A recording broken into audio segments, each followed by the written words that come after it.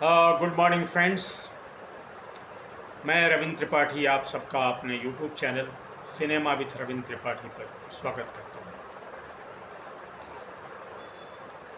दोस्तों, आज बात करूँगा एक ऐसी फिल्म की जो अभी 4 जुलाई को आई थी, मेट्रो इन दिनों। और ये फिल्म बॉक्स ऑफिस पर सफल नहीं रही, लगभग 30 करोड़ का बिजनेस किया है। और आपको याद होगा कि मैंने इसके बारे में एक वीडियो भी किया था। मुझे ये फिल्म अच्छी लगी थी, और मुझे ही नहीं कई लोगों को अच्छी लगी।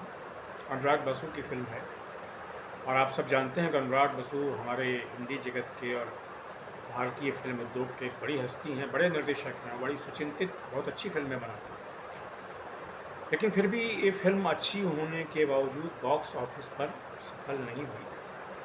हालांकि अच्छी फिल्म होने का पैमाना बॉक्स ऑफिस पर सफल होने का नहीं है।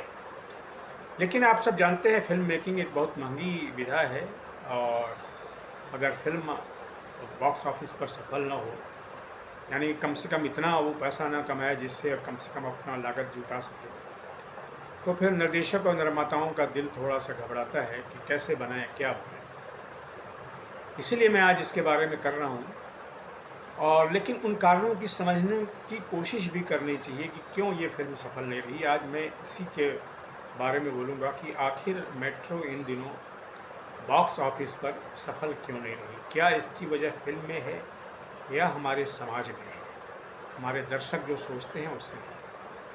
मुझे लगता है दोस्तों, इसकी वजह हमारे समाज में है, और मैं समाज को कोई दोष नहीं दे रहा, मैं कारण बता रहा हूँ। क्योंकि जो हमारा समाज है, भारतीय समाज है, वो कई तरह की चीज़ों के बीच में है। मोटे तौर पर कहें तो ये समाज ऐसा है जहाँ परंपरा भी बहुत ही ताकतवर है, और परंपराएं भी कई हैं। धार्मिक परंपराएं हैं, पारिवारिक परंपराएं हैं, हर क्षेत्र की अलग अलग परंपराएं हैं। लेकिन साथ ही साथ ये समाज पिछले 100-125 साल में आधुनिकता की ओर भी कदम बढ़ा चुका है, और आधुनिक प्रक्रिया भी समाज में। अब आधुनिकता का मतलब आप जानते हैं बहुत सारी चीज़ें हैं। लोकतांत्रिक प्रक्रिया है, बराबरी का मसला है, और बराबरी भी कई तरह की जातियों के बीच की बराबरी, अमीरों और गरीबों के बीच में एक जिसको कहते हैं संवैधानिक बराबरी, स्त्री पुरुष के बीच में बराबरी। लेकिन ये जो बराबरी का मामला है, ये जल्दी समाज के एक बड़े हिस्से को स्वीकार्य नहीं होता है, ये भी एक बात है। और ये जो मेट्रो इन दिनों फिल्म सफल नहीं हुई है, उसकी वजह यही है। मैं बात थोड़ा सा सरलीकृत ढंग से कर रहा हूँ क्योंकि समय ज़्यादा नहीं है, लेकिन जो मुख्य मुद्दा है उसको आप समझ जाएंगे। ये जो फिल्म है मेट्रो इन दिनों, ये बहुत ही हमारा जो मॉडर्न प्रोसेस चल रहा है उसकी एडवोकेसी की फिल्म है, उसके समर्थन में खड़ी फिल्म है। और जैसे ये है कि हमारे समाज में जो बहुत प्राचीन परंपराएं हैं, जैसे विवाह की है, उसमें ये जो पारंपरिक सोच तो ये है कि वो कभी टूटने वाली चीज़ नहीं होती है, लेकिन टूटती भी हैं, टूट रही हैं, और ये सहज स्वीकार्य नहीं होता है। या एक बार शादी जिससे तय हो जाए उससे ही करनी है। इसमें आपको याद होगा कि इसमें जो आदित्य राय कपूर और सारा अली खान का जो कैरेक्टर है, जो चरित्र हैं इन दोनों को, उसमें आदित्य राय कपूर की शादी होने वाली है, लेकिन आन वक्त पर जो अपने सारा अली खान के कहने पर जो है वो शादी तोड़ देता है और इससे शादी करने का फैसला होता है। तो आंशिक परंपरा है यहाँ, मतलब शादी करनी है, परंपरा है, लेकिन तय हुई शादी तोड़ने वाली बात। इस तरह की बहुत सारी चीज़ें इस फिल्म में हैं जो मॉडर्न सेंसिबिलिटी वालों को वो अच्छी लगेंगी, आधुनिक सोच वालों को अच्छी लगेंगी, लेकिन जो पारंपरिक सोच वाले हैं उसको ये अच्छी नहीं लगेगी। मैं एक मिसाल यहाँ सामान्य जीवन से देता हूँ। राधिका यादव का मामला आपने सुना होगा, पढ़ा होगा।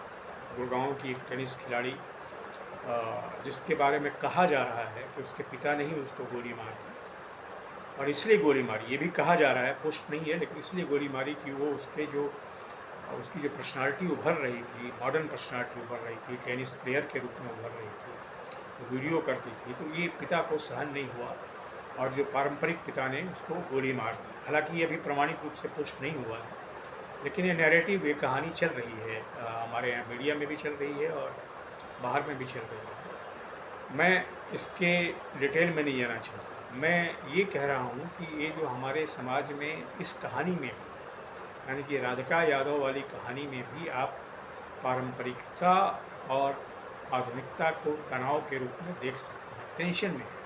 भारतीय समाज एक बड़े टेंशन से गुजर रहा है। जो ट्रेडिशनल वैल्यूज हैं, जो पारंपरिक मूल्य हैं और जो आधुनिक मूल्य हैं, उनके बीच में टकराहट हो रही है और ये टकराहट सारे लोग इसको झेल नहीं पाते।